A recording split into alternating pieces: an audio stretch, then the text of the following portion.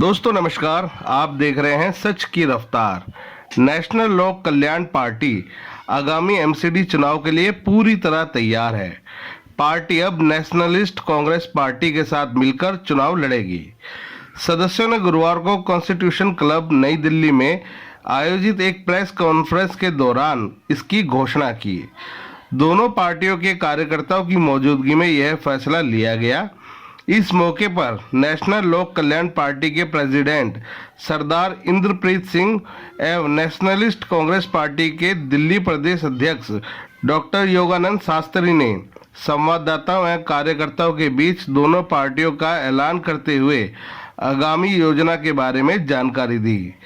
National लोक कल्याण party के अध्यक्ष सरदार इंद्रप्रीत सिंह ने मीडिया से बात करते हुए कहा कि दिल्ली में एमसीडी एवं उत्तराखंड और पंजाब में हमारी पार्टी विधानसभा चुनाव लड़ेगी। ये लड़ाई कई मुद्दों पर लड़ी जाएगी।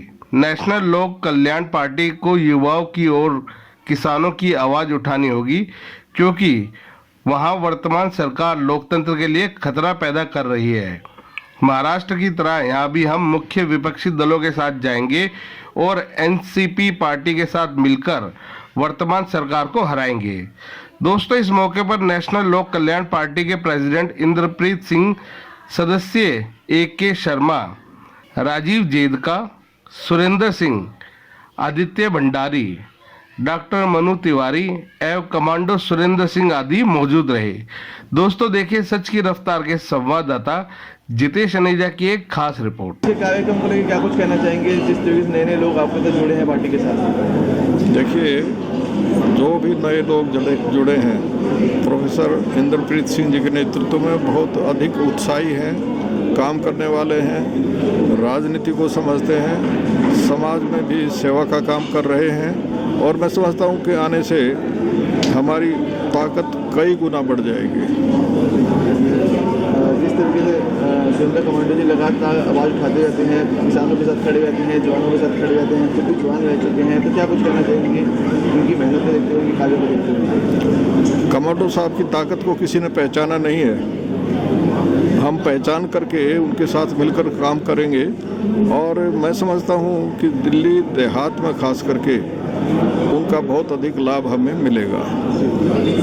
राष्ट्रवादी वाली किन मुद्दों को लेके दिल्ली के बीच जाएगी, जनता के बीच जाएगी? हम लोग बेसिक सोशल इंफ्रास्ट्रक्चर को लेके आगे जाएंगे, जिसमें हम लोग एजुकेशन से रिलेटेड, सैनिटेशन से रिलेटेड, वुमेन चाइल्ड वेलफेयर से रिलेटेड, सीनियर सिटीजन से रिलेटेड, हेल्थ केयर से रिलेटेड, तो जो ये समाज में सर्विसेज हैं, इन सर्विसेज का एक ब्लूप्रिंट लाएंगे जिससे आम आदमी को इन सब की सहूलियत मिल सके। और जो मिडिल क्लास भी आज काफ़ी चीज़ों में भुगत रहा है और उसको कई सहूलियत नहीं है, वो लोग भी पार्टिसिपेट करेगा एक्टिवली। क्या लगता है भरोसा जीत पाएंगे आप दिल्ली के लोगों का? हाँ जी, दिल्ली के लोग भरोसा जीत पाएंगे? हाँ जी, बिल्कुल जीत पाएंगे। हम अपने गुरुओं के सिख हैं, तो जब कोरोना आया तो देखा दोबारा सिख कम्युनिटी ने कितना अपना साथ दिया और सबके साथ खड़े रहे, तो हम उसी भावना से उतरे। आने वाले चुनाव के अंदर दिल्ली के अंदर केसरी और केजरी दोनों को उखाड़ के फेंकने का काम जो है ना राष्ट्रीयवादी कांग्रेस पार्टी करेगी।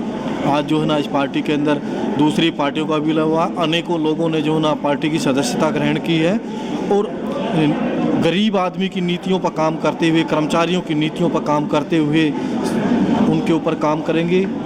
दारू के जो जगह जगह ठेके खोले गए, इन ठेकों को बंद करवाने का काम करेंगे।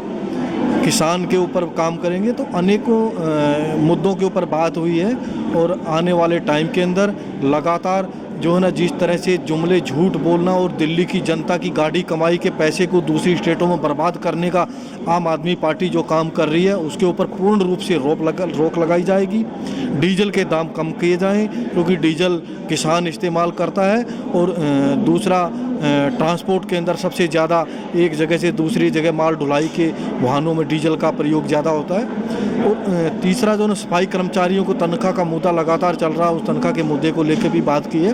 तो अनेकों दिल्ली के ऐसे मुद्दे हैं उनके ऊपर जो ना काम किया जाएगा।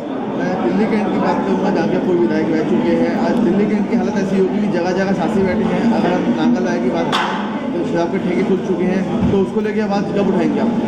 पूरे दिल्ली को बर्बाद करने का काम किया और दिल्ली कैंट के अंदर साफ सुथरा क्षेत्र था, उसको पूर्ण रूप से बर्बाद किया इन्होंने। जगह जगह दारू बिकवाई जा रही, कमीशन खोरी पर काम किया जा रहा है, अनेकों बलात्कार के केस हो चुके हैं। और लगातार दूसरी चीज़ जो है, वहाँ जो पानी आना था, गांव-गांव मीठा पानी आना था, जिसके पैसे मैं दे चुका हूँ 6 करोड़ 35 लाख रुपए और 1.5 करोड़ एक अलग से, उस पैसे को बर्बाद, उसको पता नहीं कहाँ गबन किया है विधायक द्वारा, और मुख्यमंत्री के संज्ञान में भी उसकी भी जांच करवा रहे हैं। और इसके ऊपर जल्द ही जो ना वहाँ पे आंदोलन करेंगे।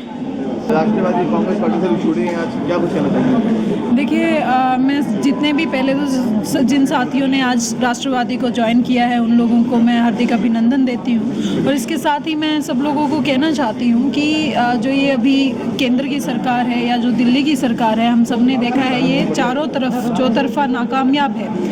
और आज राष्ट्रवादी के रूप में लोग विकल्प ढूंढ रहे हैं, हम उस विकल्प के रूप में काम करेंगे और दिल्ली की जनता की समस्याओं का निवारण करेंगे। क्या मुद्दे होंगे? कार्यक्रम हमारा अच्छा है। दिल्ली में हमारे शास्त्री जी के नेतृत्व में हम मजबूत स्थिति में आ चुके हैं और बहुत अच्छे से काम करेंगे, या कंधा से मिला के चलेंगे। पंचायती राज इनके साथ हर एक तरीका से खड़ा है और हमें केजरीवाल को केजरीवालों को अच्छे से जवाब देना है।